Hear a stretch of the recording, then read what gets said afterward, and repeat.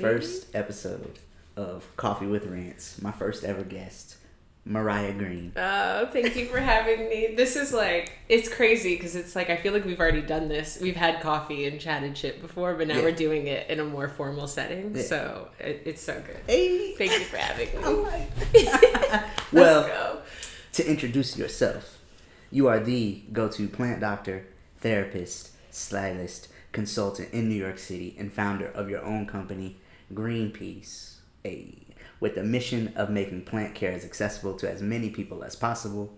You've been a go-to expert for publications and companies such as, but not limited to, Vogue, The New York Times, Good Morning America, Architectural Digest, Headspace, among many.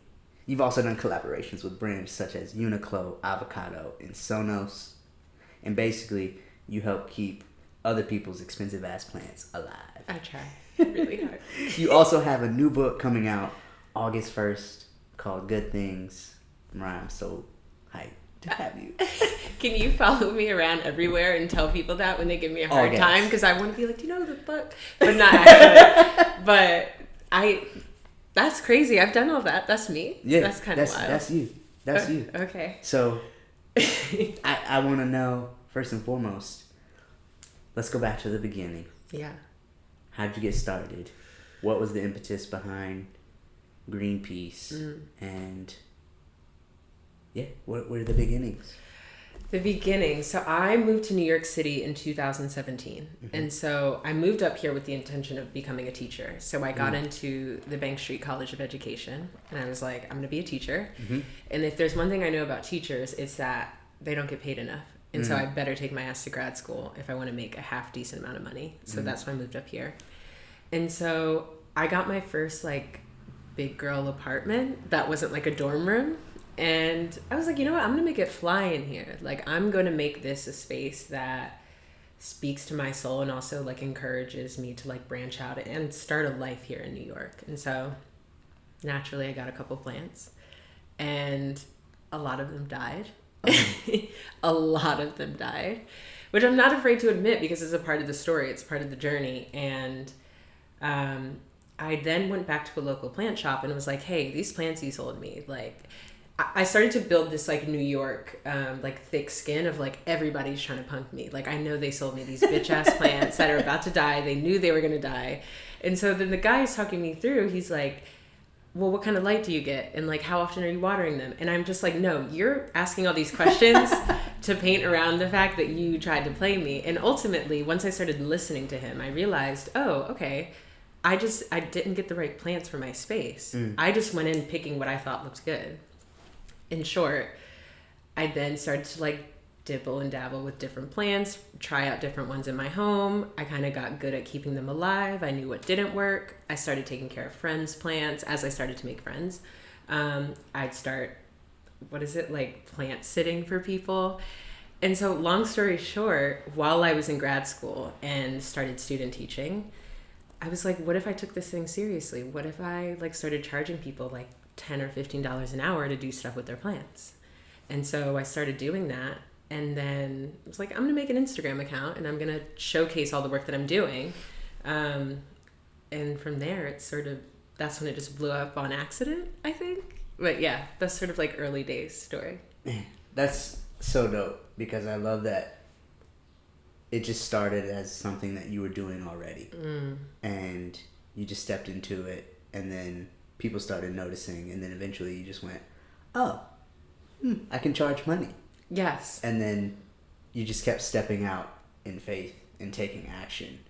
And as you stepped out, your business just turned into a business. Right, exactly. There was and I think I get the question very often of like, when did you decide to start a business or how did you know? I never made that decision. And it's so funny because I'm like, I think the conversation should shift in that it's not necessarily when did you decide to start a business. It's more so like, I just needed the money at the time and I knew that I was good at this, so I'm going to monetize it. And it was my good friend, Sean Valentine. Shout out to Sean Valentine. He was like, yo, you're good at this plant shit. Like, you need to be charging people. Yeah. Everyone in New York has a side hustle. Yeah. I don't know anyone who relies on their day-to-day, unless you work on Wall Street or whatever, to supplement their life in New York. So like start charging people. You're good at it. And so I just started charging people. That should be the tagline. I just started charging people. Sorry. Well, can you take me through what it was like going from I just started charging people to I'm still a teacher and I'm still in grad school to okay, I'm gonna go do this full time now. Yeah. I think I'm still in denial about that. So wow. I can't believe I even made that decision. That feels kind of scary that I even made it. But it was when I designed my friend Sean's apartment. He gave me some cash and said, look, just do it up, do it big. And he shared it on Instagram, Facebook, wherever. And we heard from the New York Post. They were like, it was something along the lines of, I'm seeing your work as a plant doctor and blah, blah, blah. And I was like, oh, what? Like, what are they calling me in the streets? I've never heard that term before. And it just felt very like, it felt like a bit of imposter syndrome. I'm like, I'm a teacher. Like, I just do this on the side for like $10 an hour, but okay. And so all of that to say, like, I started to get a lot of press. The press started to pick up, and I was getting named the plant doctor, the plant consultant, the plant stylist. And so people were reaching out. And what's crazy is it's so funny how people assume their beliefs onto you. And so I'd get emails from people saying, hey, I have this snake plant that I really need help with. My budget is $200. Please help me. And I'm like, your budget is $200. This costs $10 an hour. But I'm like, if you got $200, it costs $200. Say less. So like, that's where we're moving. Yeah. And then it was, okay, well, what if I like really invest in making this legit? Website, submission form. You upload a picture of your plant. Like, what if I streamlined this process? And so on my lunch breaks while teaching, I'd pick one thing and sort of like develop it. So I had a lovely roommate at the time that helped me develop a website on Squarespace. It's like, okay, I'm going to just like make a little logo and maybe I'll do business cards on Wednesday. So I picked small elements. It felt like I was working backwards because usually when someone starts a business, they sit down, they're like, these are all the things I need. And then I launch. But the demand was there and people were lining up and I was just trying to get ready to meet their needs. And so I think that's what propelled me. But to answer your question, that shift happened in the summer of 2019, after Good Morning America. I went on, and I don't really remember that day. I sort of like blacked out. I was like just looking at Michael Strahan like, okay, we're doing this. Because they didn't tell me he was going to be the host. I'm like, that really shook me. I didn't know until 5 minutes before. And so we're potting plants and being silly. And then I think the segment was 2 minutes. I felt like 2 hours. Yeah. And so I hop off of the set and I check my email and the submissions and they're just flooded with people either just supporting me that had a plant that was in dire need of help. And I was like, oh shit, this is not a side hustle anymore. I either need to commit. I can't do this 50% anymore. I can't. Because the other piece of this was, and teachers can probably speak to this, there's no way you can show up and give yourself 50% in the classroom. As a teacher, you're giving 110% or nothing. And I had this sort of moment of like, okay, well, if I can charge $50 to $100 an hour for treating people's plants and I'm making a fraction of that as a teacher, it's a no-brainer.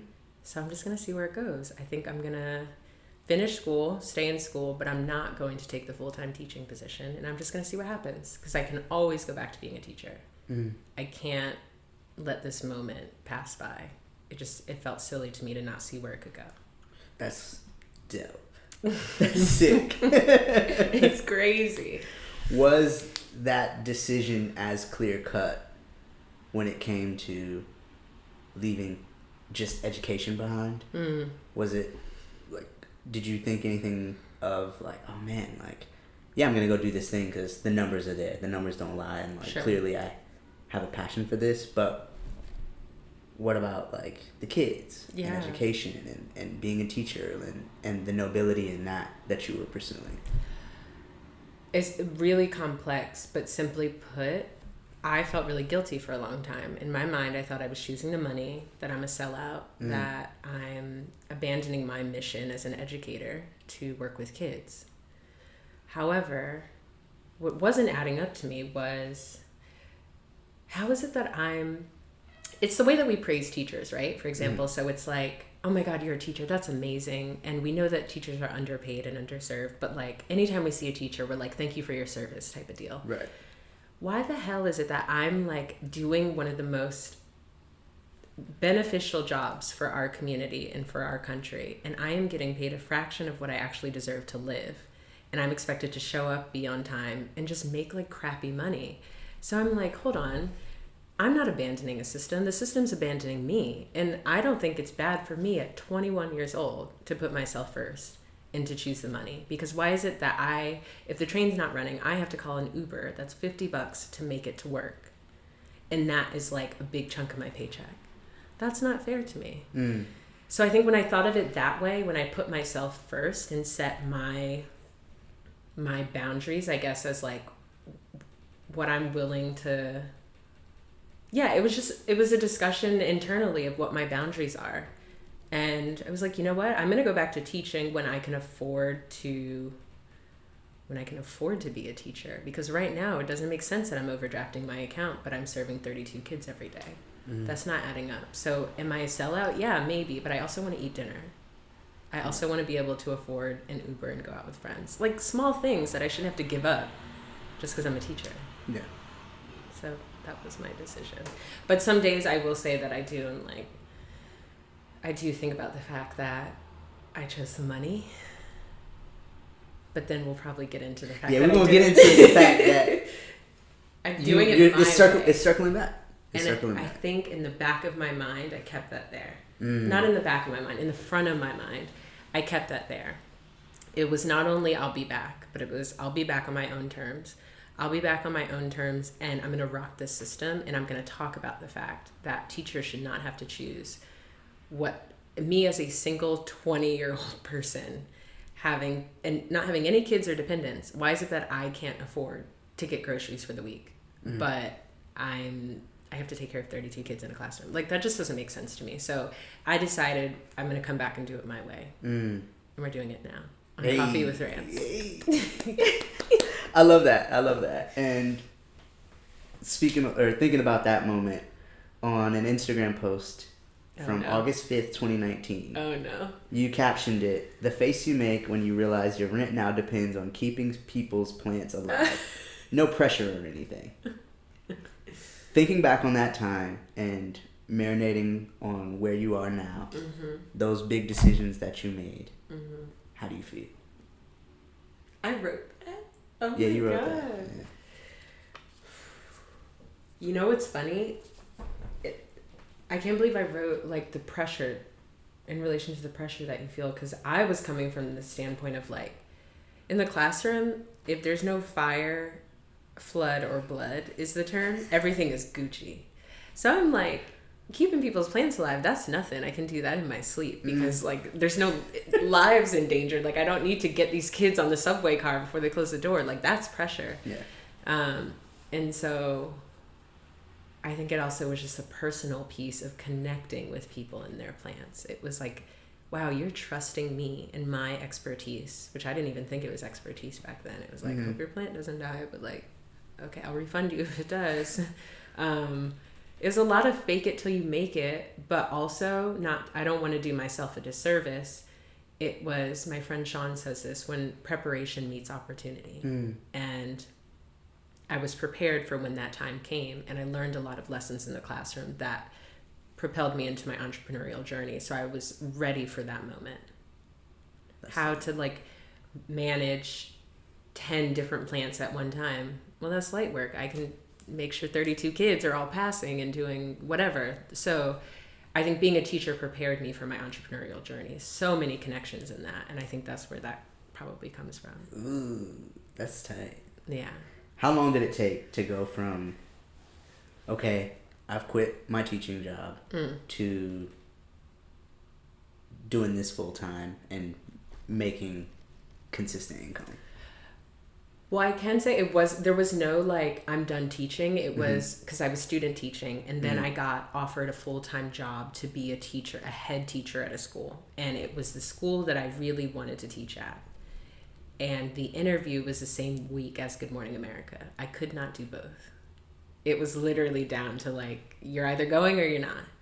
And so I obviously chose Good Morning America. Yeah. And like my advisors and like the people that I worked with at the time were like, you really aren't going to work here? Are you kidding me? Wait. It was 50-50. I thought they were about to be like, yeah, go get on Good Morning America. That's what I thought, Rance. It was 50-50. It was half of the people were like, are you serious? Like, you're going to just go do this fun little thing? And these are people who are projecting, who are 40s plus and have their established life, and like no shade whatsoever. But I think it was probably a slight to them in the work that they were doing for me to just be able to discard it like that and to have another option. And so I can acknowledge the feelings associated with that. Sure. The other 50% was like, girl, if you don't go to Good Morning America and pick out your outfit and get everything ready, fuck them kids. Literally was the energy from the other half.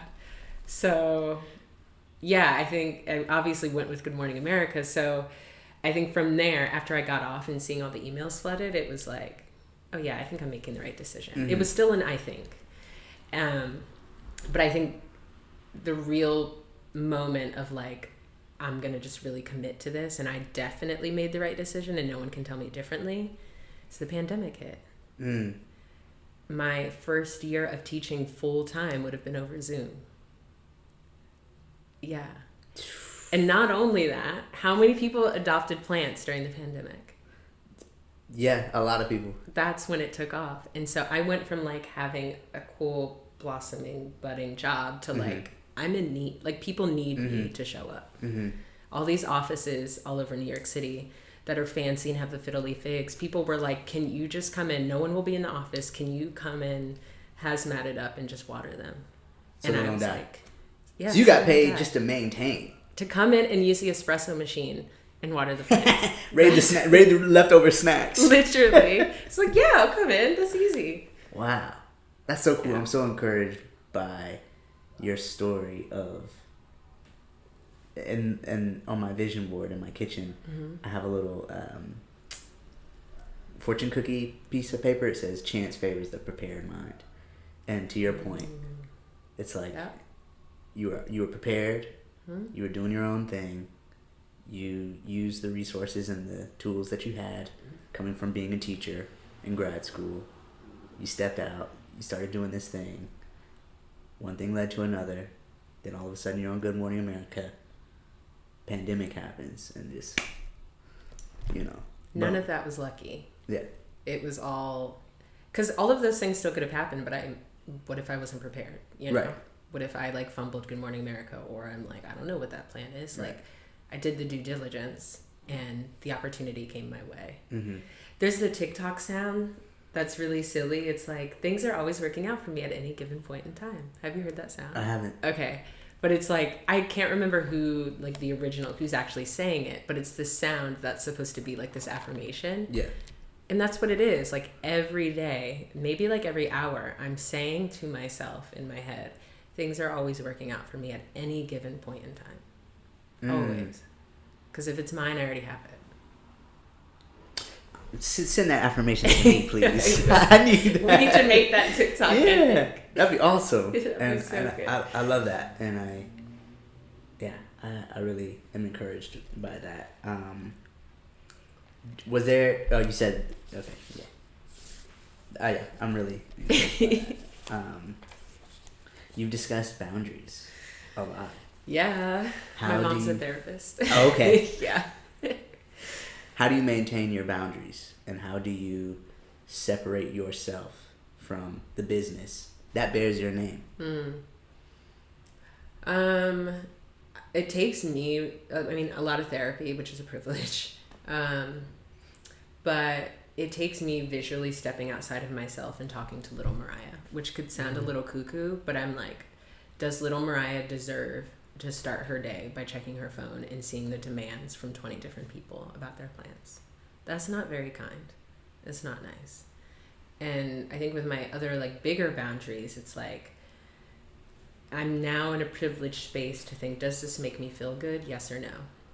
That's not to say that we all have to do things that don't make us feel good sometimes in order to make money and to live. We live in New York City. I'm not going to sit here and say that I am fortunate enough to only take jobs that I love and that's where I'm at now.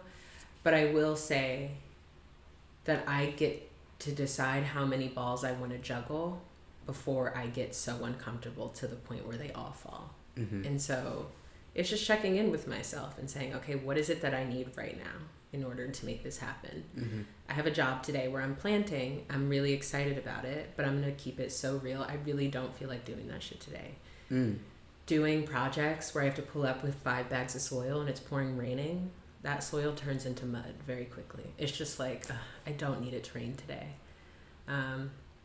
Which again, there are bigger problems in the world, but I'm like, okay, what is my boundary? Am I going to email them to see if they're available to do this on Monday? Mm-hmm. I might. Or do I want to stick it through today? And is that going to harm my, is that going to burn me out for the weekend? Mm-hmm. So it's just little things like that. I get to decide how I want to maintain the boundary. Yeah. And I love that as you decide and as you let people know that these are my boundaries, that I decide, that I do not respond to DMs anymore. Yeah. At least for me, I respect it. Like, I think it's dope.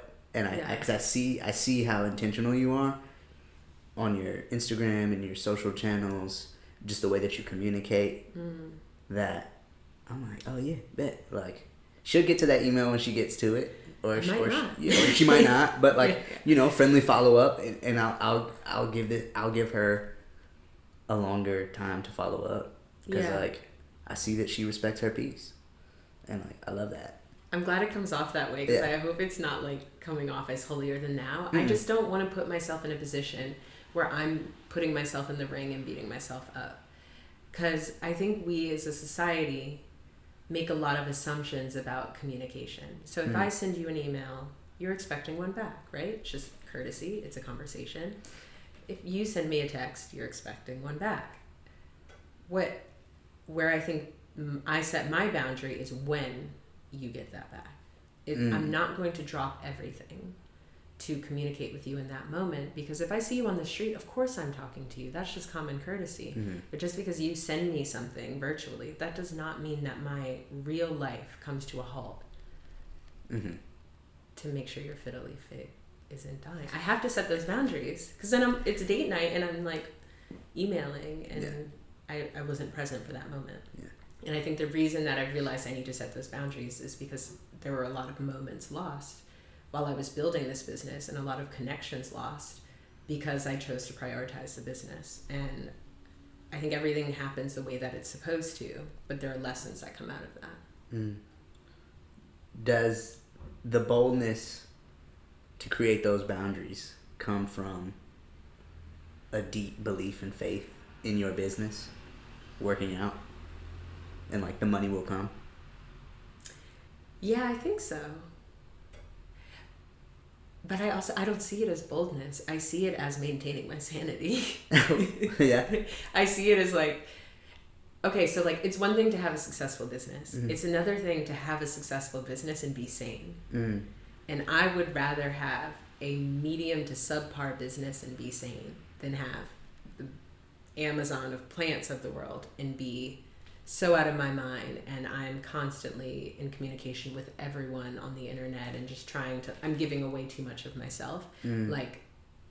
I still want to exist, and I still want Maryah to I want to maintain the integrity of who I am as I'm on that journey, because I would argue that business isn't successful unless I'm in the best mental space. Does that make sense? I feel like I just talked in circles. It does. No, it does. It does.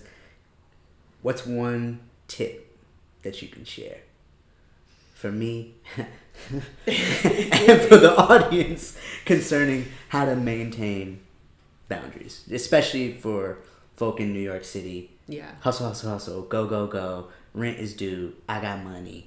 I got bills, and I gotta work, but also I want a life. I mean, the biggest thing that I had to learn was that comparison is the thief of joy. So I don't think we're having conversations that are real and honest. Your favorite influencer, business owner, is not being honest about the fact that, yes, they took some of my biggest projects I might have had on the 29th of the month. I don't get paid till net 30. My rent has been late so many times in my early 20s because I have the biggest project ever. Like, I'm designing a tent at Gov Ball, but like, I don't see that money for another 60 days. That shit is hard. I'm overdrafting my account, but I'm also popping on the gram. That shit is so fake. Yeah. None of that is Instagram, TikTok, whatever. It's very rare that that's an actual depiction of reality. And so if you're holding yourself to a standard of what you're seeing on the internet, you will never be successful and you will never be at peace, ever. It's kind of depressing, actually. Yeah. I mean, I find it encouraging. Yeah. Just as an actor and as somebody that,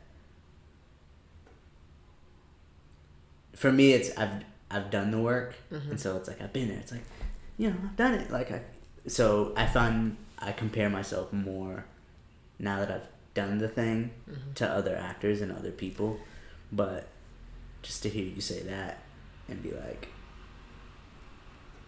it's fine. Stop tripping. Yeah. It's those thoughts won't go away. Yeah. Like, you're still going to have them. But I'm a firm believer that the CEO of Uber doesn't wake up and look at Lyft's prices that day. That's not productive for anybody. No. So if you're either getting closer to your goal or you're not. And so there are times where I feel very insecure. I'm like, oh, damn, they're doing that collab with IKEA. I've been tagging IKEA. I've been wanting to work with them. I've been using their pots and for years, and I still haven't heard from them. But again, anything that's meant for me is already mine. Maybe I'm not working with IKEA right now on an Instagram collab because I have a pot collab coming out with them in 10 years from now. It's just not the time. Oh, I love that. Thinking bigger, too. So much bigger. Yeah. Or maybe IKEA's going to have a scandal and their CEO is like, I don't know, doing bad shit and we don't know about it. And oh my God, if I collab with IKEA, that would be a bad look for me. Like everything is happening intentionally. And it comes down to like, even when you miss that subway train, you were meant to miss that train. You were not supposed to be on that train. Don't sprint for the train. And that is like a metaphor for everything. Stop sprinting for the goddamn train. You're going to fall and hit your head. You're not going to get there on time anyway. You're going to be late either way. It's fine. I love that. That's so cool. Can we get shirts? Don't sprint for the train. Everybody loses when you sprint for the train.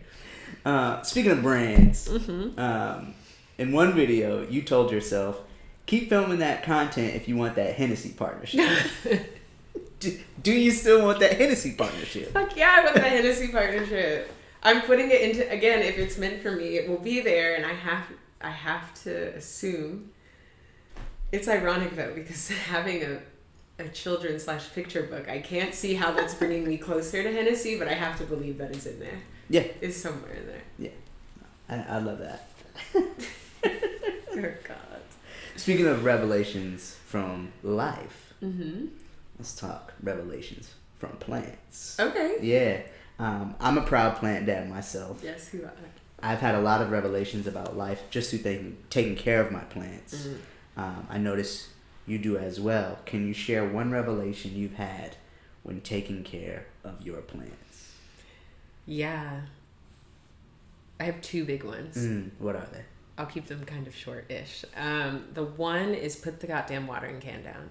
You're going into caring for this loving, living thing with the best intentions every time you pick up the watering can.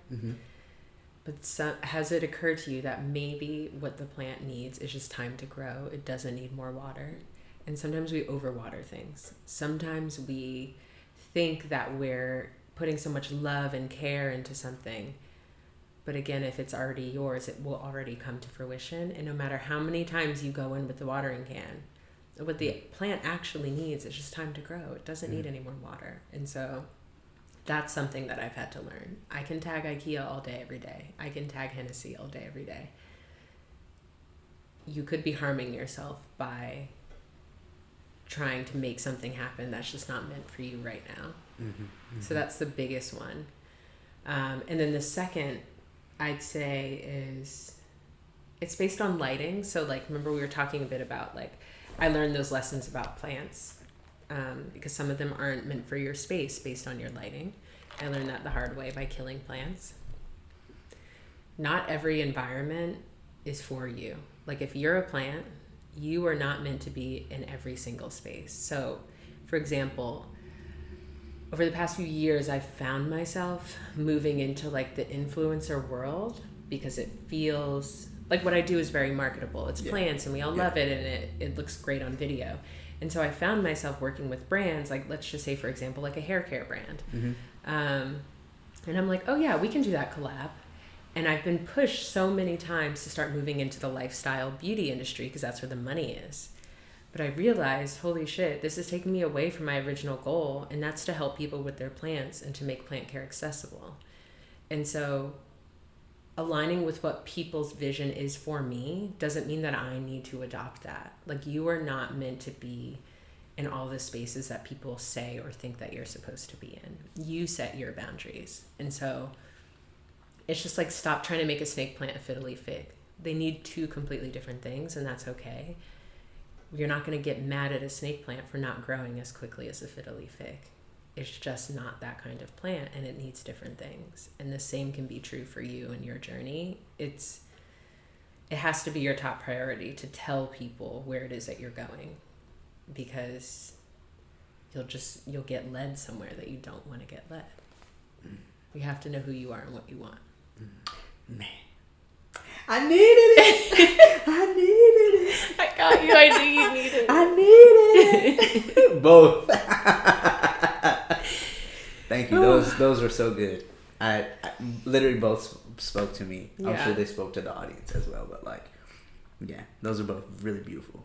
I hope it doesn't sound preachy, but it's just literally what I'm like. And of course it feels second or like easy for me, but like when I have a client and they're like, my fiddly fig is not growing, but you live on the ground floor and you're facing a brick wall, I'm like, well, it needs direct sunlight. And I know that's not common knowledge, but it's like, you can't beat yourself up for like not assimilating in a space that's not facilitating growth for you. It's just it's not helpful for anybody. I love that. You spoke on social media and not leaning into being an influencer.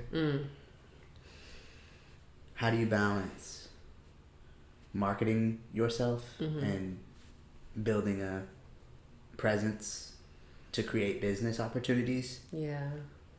While also staying sane and not like doing all the things and I could this, that, and the third, and lean into that and this and be an influencer. Right. You just mentioned like 5 balls to juggle at one time, and I'm like, oh shit.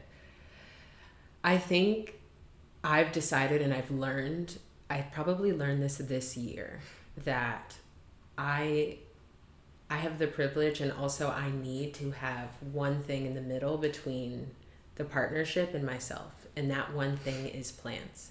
So I'm Maryah Greene. I've really, really tried not to make myself the brand. I've made what I can do and what I can deliver. And I've made those two things a part of the brand. So I can help you keep your plant alive, and I can find a way to make your really cool bottle of whiskey a planter with plants. But if you remove me from the equation, it won't be as fire. Like, it's not going to be hard. Listen. But it's going to be, I need to have that middleman because I don't want my existence to be the brand. That I can't handle that. I don't want my face to be like the center of it. I want it to be Maryah and what she can do with plants, and not look at this new makeup I tried today and it's on my face, and like, yeah, does that make sense? Totally. I don't want to be the brand. Totally. And I love that you keep the main thing. Plants. Has to be. Yeah. Because then I'm not educating. Then I'm selling myself, which I can only do to a certain degree. The people that can do that, like, shout out to you. Like, as an actor, like, don't you have to sell yourself when you go into the room? It's really like a vibe check. Okay. It's more just being friendly and just a vibe check. And what I'm learning is it's a vibe check, and then 2, just to go in it and not have anything to prove, and just do what you came there to do. That's it, and like the rest will work itself out. Okay. Because that's when I get lost in the sauce. If I'm trying to Right. like you said, drum up a result, Yes. that's what I've been working on not doing. Because then you take the result personally if it doesn't work out. Yeah. Like, I gave you my everything. Yeah. Like, no, I didn't give you, like, my everything. I tried to work on this plant with you. Yeah. And if it doesn't work out, it doesn't work out. But that's not a reflection of me and what I brought to the table. Yeah. I have to have that, like, safe middle piece. Yeah. That I think I'm still working on. Yeah. That safe middle piece, especially as an actor. Because you bring yourself to the part, to the business. That's part of it. So it's You like, have to, what's I would that? imagine. What's that middle? Yeah, what's that middle ground for me? That's something that I'm still working on. But I'm encouraged to hear you say that. Oh, figure out what that middle thing is. But it might not be for acting. I don't even know if that's possible. Like, I'm just thinking off the top of my head, but Yeah. I just knew when I started doing this, I didn't sit down and think, oh, I want to start an Instagram account and be an influencer. It was more so, I'm good at this thing and I'm going to showcase it. And I have the luxury of putting this boundary in the middle to keep me safe. But yeah, I'm curious if you can do that. Yeah. That would be, I'm sure some actors have their, like, boundaries that they've set. And yeah, that's very interesting. We should keep talking about that. On your social channels, you're pretty transparent about enjoying the perks when you get big gigs. Oh, yeah. What's the coolest perk you've gotten on the job thus far? It's crazy. I'm just going to throw it out there. The best perks are, like, the practical shit. And I posted about this recently. Like, I don't know how I got on the list, but Flonase sent me a couple bottles of Flonase. Oh? Fuck your makeup, fuck your sunscreen, fuck your... I don't need the bottles of... I do need the bottles of Hennessy. But, like, the big, like, glamorous things, send me practical shit. Send me socks. Yeah. Send me Flonase. Send me... Like, if I can live my life the way I want to and not have to pay $20 for nasal spray and be able to breathe when I go to the coffee shop, you were thinking about me. That's fire. That's some practical shit I can use. Yeah. But I cannot market this product makeup to my following because I can't afford this product makeup. When this runs out, it's over, so I better not like it. If I like it, I'm screwed because I can't afford it. Right. So, yeah, I think those are my favorite perks. And the other ones are, like, experiences. So, like, getaway house, upstate, Sonos, fire, use it every day. Yeah. Like, practical things like that are luxuries, but, like, they're practical. Yeah. I think about how one guy, you know Joe Holder, he's a trainer. Yes. He's sponsored by Dyson, and when you talk about practical, I'm like, bro, see, Dyson, that's real. I want that. Dyson, Peloton, yeah. give me some real shit. Keep the $500 makeup brush. I'm cool. Like, give me the $500 vacuum. Give me the fucking gift card so I can sell the gift card and make some cash. Like, give me practical shit. Like, also that. All the things. Watch me get nothing ever again. But I love, too, how in New York City, that's like the third hustle is like, oh, how can I turn this freebie that they gave me into cash so I can pay my bills? Because really, I just want more money so I can pay my bills. Like, I don't... Like, the Dyson's fire, but if I don't have a place to live, I'm not vacuuming shit. This Dyson is in storage. That's like, so funny. That's real. It's so good. Speaking of which, you mentioned how when you do big gigs, like, things get taken care of for you. But when you started out, a lot of your plant deliveries were with Uber. Yeah. What's your Uber rating? Oh, can we check? Yeah, I want to know. Live? Oh my god, it's probably really shitty because I'll pull up with bags of soil. I've also since switched to Lyft. I will say that because I'm a credit card points whore, and I found out that Delta partnered with Lyft, and I said bet. So I'm now on Lyft. Uber, you can kiss my ass today. So what is my rating? It's probably so. I will say that I tip very well if they ever get out of the car to help me. Oh. How do I see? Oh, view profile. Yeah. What is it? It's 5 stars. What? It's 5 stars. That's awesome. It's because I tip. Wow. But this is only for 5 months. I don't think that's fair because I just started using Lyft. I used to use Uber. I think the last time I checked Uber, it was like 4.6. That's okay. It's not. That's a bad person. 4.6. Yeah, I think mine was like 4.8. That's good. Someone could have been having a bad day and said, Yeah. But then I got offended on 4.8. I was kind of you felt some type like, of what I do? like I was existing. Sometimes I just got in the car, got out the car. But sometimes it's as little as like they want to have a conversation and you don't. Yeah. So I do this silly little thing where I put my AirPods in, and if they don't see that I put the AirPods in, then I'm like, sorry, I have to take a call if they're still trying to talk. And I'm like, on the phone, I say, no, if you send it to me now, I can listen to it and give you notes. And I make sure they hear me saying that I need to listen to a thing. And then I hang up. And then I'm like, I'm so sorry, I need to do this work thing. That's my little white lie that I do so I don't have to talk in the car. Okay. So I don't want to talk. Most of the time I don't either. Yeah. What's the coolest home you've been in New York City? The coolest? Yeah. Coolest is not to be confused with most expensive or biggest. Also, what's the biggest and what's the most expensive? All three. The coolest, the biggest, and the most expensive. I've seen some crazy homes and I'm like, you have no taste at all. So, the coolest home was in Tribeca, 360 view of the entire city. It was like, I don't even know what floor it was. Just like really kind gentleman that worked in finance. He probably invented finance. I don't even know. He was printing money in that bitch, but he was like, just tell me what plants can work in here. Yeah. Because I'm just worried about the sunlight. It was the first client I had that was worried about the plants getting too much sunlight. I was because he got the 360 view. Yeah. So it's sun all day. Yeah. So it was like, what plants can't we have in here so that they don't burn? I was like, this is fucking my world up. Normally it's the opposite problem. Yeah. So that was the coolest. It was a beautiful home. And then I'm just going to say the most extreme home. Mm-hmm. It was the Upper West Side. And they told me it was a brownstone. So I'm all gassed. And I go. And when I get in, it feels bigger than just like the normal brownstone setup. I'm like, why does it feel so wide?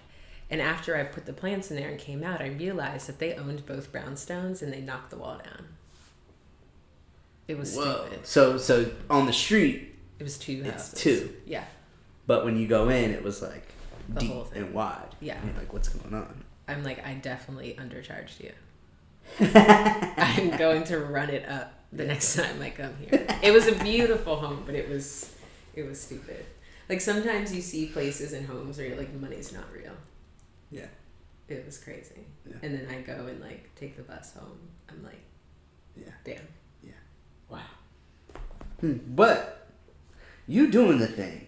You really are. Thank you. And one of the things that you're doing is publishing your first book coming out August 1st. Go pre-order it. Buy 2. Tell a friend. Put it on your Instagram stories. Tell your other friends. Tell your rich friends. Tell your influencer friends. Tell your rich friends. About this book called Good Things.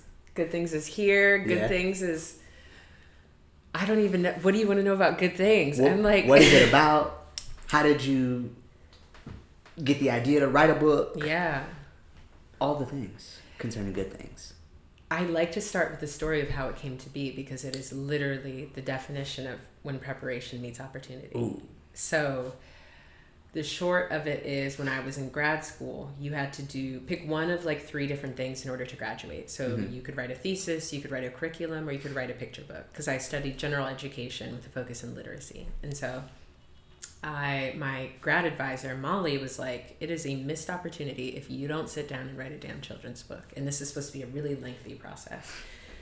So I'm working on this book, and on the side, I'm doing the plant gigs. So this is post Good Morning America. It's flowing. I'm still splitting my time between teaching and the plant stuff.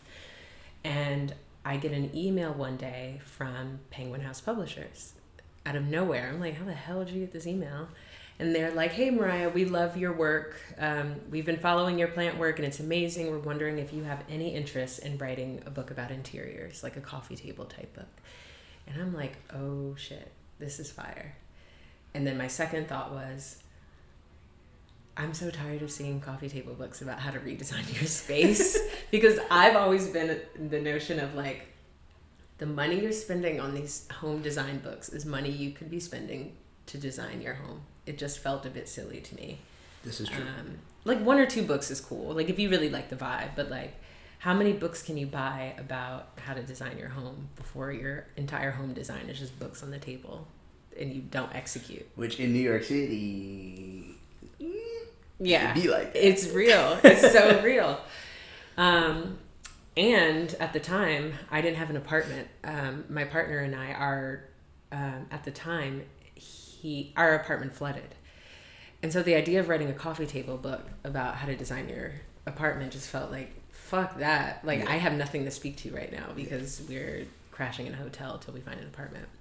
So in short, I responded and I said, thank you for the opportunity. This is amazing. I do, however, want to know if you have any interest in picture books or like children's books because I'm working on a senior thesis and it'll be done in a few months and I'd love to share it with you. And they responded by saying like, oh, that sounds great. Follow up. And it was this sort of sounds great follow up as like, I didn't really think that they actually cared and I probably wouldn't follow up, but like, nice to meet you. Yeah. Months later, I was like, the book was done. And I was like, okay, I'll just send it. Hopefully they still work there. This is all during COVID too. So I'm like, I'm gonna just send it. And so then. Was it illustrated? Or was it just the words? That's a good question. So it was the words and then I described the illustrations because I can't draw. So it was like such and such watered the plant and then picture of the plant on the windowsill with the leaves having light on them. So that's what I did. I submitted like a manuscript. Okay. And they responded back by saying like, this is amazing. It's a beautiful book. However, we were just looking for something a bit more like lighthearted and like, I guess, just like family friendly maybe. And I think really because it was a heavy topic, it covers loss. And the reason that I chose to write about that specifically is because as a teacher, it was really hard to find books that covered loss for children. And working with at-risk communities, especially with Black boys or just Black youth in general, sometimes they come from very traumatic experiences or they've experienced traumatic instances. And I was like, it'd be really nice to have a resource to speak to this because I can't identify with what you're going through. And as a teacher, if you can find a resource, that is perfect. So I never saw it in the classroom. So I thought I'm going to create that. And so the publisher's response was, I guess, probably a bit shocked of like, oh shit, like somebody dies in a picture book. Like you can't even say the D word to kids. Like it's crazy. And so for context, this is all during June of 2020. So the height of Black Lives Matter. Things are going off. And so my response, I'm paraphrasing a lot of this, but it was, I can't think of a more important time to publish something like this. All we're seeing on TV and social media and like pop culture is Black death. And we don't have any resources on how to cope with this except going out in the streets and like joining protests and screaming about it. But like, how do we talk to our kids about this? And I kind of it was the lengthiest email I've ever written. And I was scared shitless telling this big company of a publisher that like, I think you do need this book. And then they responded and said, yeah, I think we do. And so then we started working on Good Things. Or no, it was already written. Good Things was already written. It was already done. Again, it's already done. If it's meant for you, it's going to be there. So then they're like, yeah, you're right. Let's do it. Which is so crazy that I told them, no, I want to do this. And they were like, okay. That's some Maryah ass shit. That's kind of crazy in hindsight. Sorry, I'm thinking out loud. I'm like, bitch, who do you think you are? Hey, you're her. It's kind of sick. It's sick. It's some Leo shit, I think. Yeah. Thank you. Because you sent that email. Yeah. That lengthy ass email with tons of typos. The first version was a rage of like, I can't think of anything more important than we're seeing Black death and blah, blah, blah. And then I was like, okay, now come to it with your academic brain. Now come to it with your branding Greene Piece brain. And I just chipped away at the email. And it was like, my goal in that was not to like, to out them or to like, because it was that time of holding companies accountable. And you're saying that you want diverse authors and you want Black stories, but like, these are Black stories and here is one. And you're telling me that it doesn't work for you. Like, then what is it? What are we doing here? What's the work that you're actually trying to achieve? And to their credit, they received that with the biggest open arms and the most support of like, tell your story and how can we enable you to tell this story to the best of your ability. And I was able to, I hope, create that resource of like, this well, you is did book. create that resource. Can I pull it out? Yeah. Okay. I kept it kind of hidden because I want you to open it. Will you open it? Because I want you to. Let me make sure you get the top. Like a card. Yeah. Okay, you pull it out this way. Okay. Yeah, I know. You have to just put it back. That's how you know it's good. Congratulations. Thank you. Good things, everybody. Good things. Written by Maryah Greene. Bow. And the best illustrator in the world, Aliana Harris. Wow. Aliana took those little descriptions and brought them to life. Wow. Yeah. Wow. And it's very New York. It's black, it's New York, it's like, yeah, it's a heavy read, but it's an important read, I think. I'm gonna wait to read it when I get my copy. Oh yeah, I wish I had one physically for you. This is the only copy that exists in the world right now. Well, in a quick 15 seconds. Yeah. What's the book about? The book is, I've been practicing this in the mirror, so let's go. Yeah. Hold it and like talk to the camera about what the book is about. Good Things is about, it follows the story of a young boy named Malcolm who connects with his father through houseplants.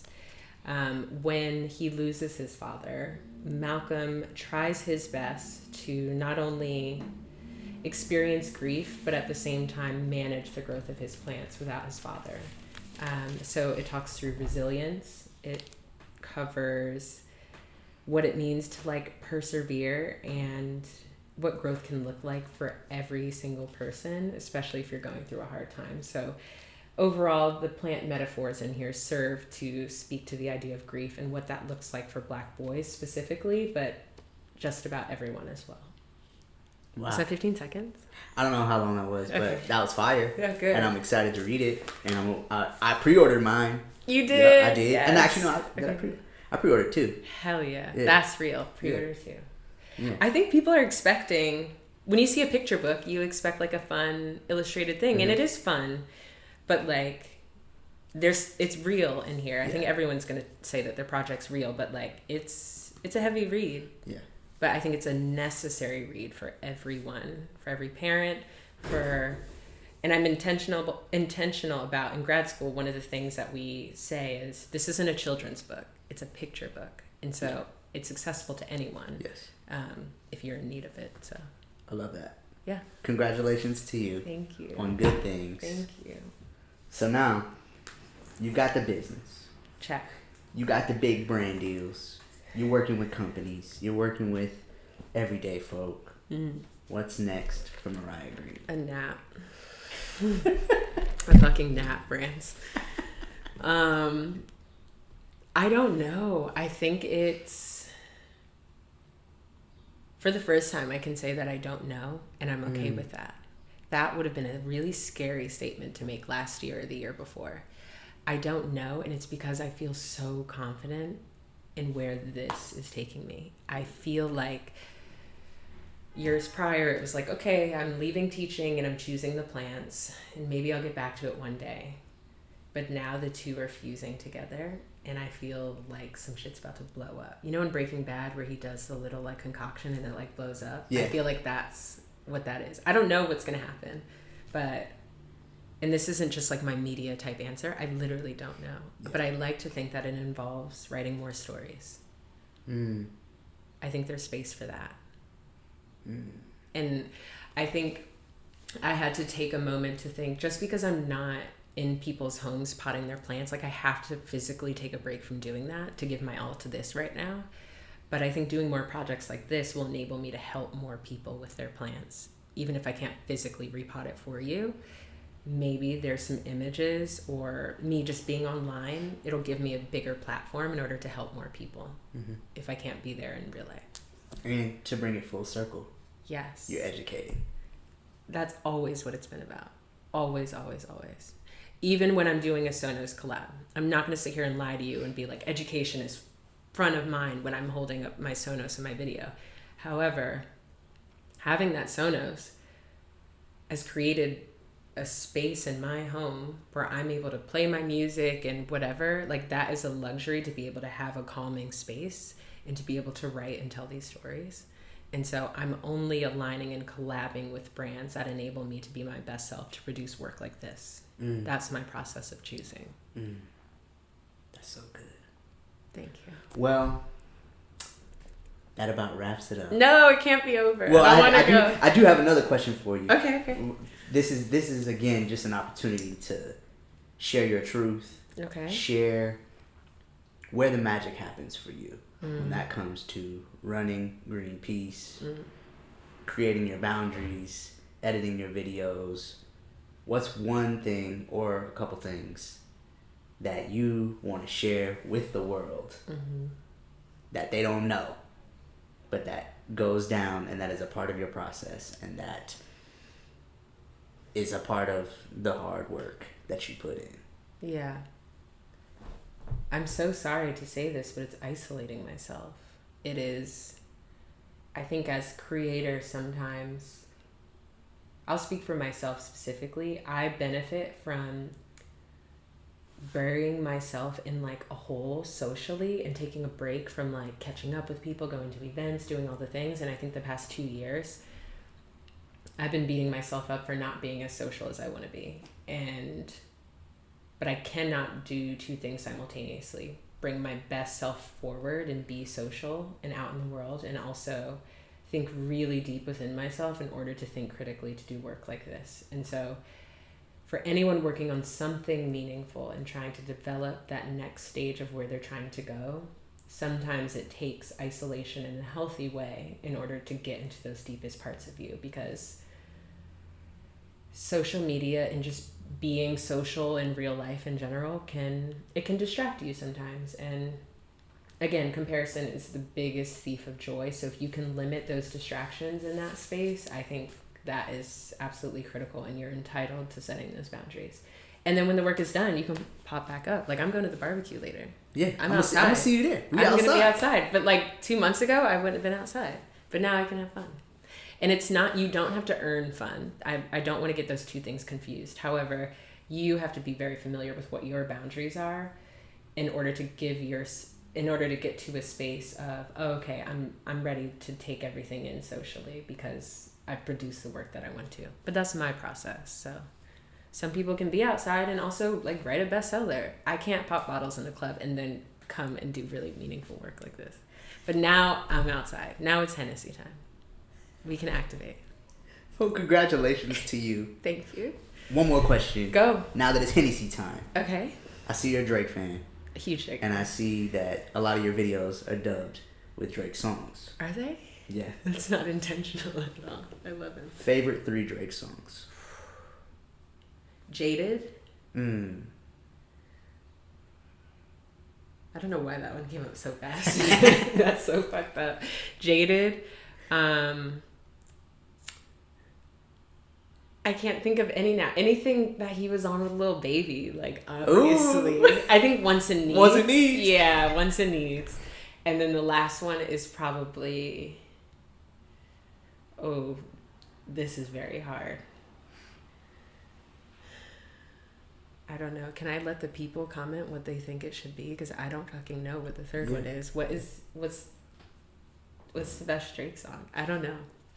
I can't. What's the best? I don't know. Yeah, that's another question. But like, what should the third one be? What do you think the third one is? What would you say? What your top 3 are? For me, my number one. I do know my number one is "Girls Love Beyonce." Oh.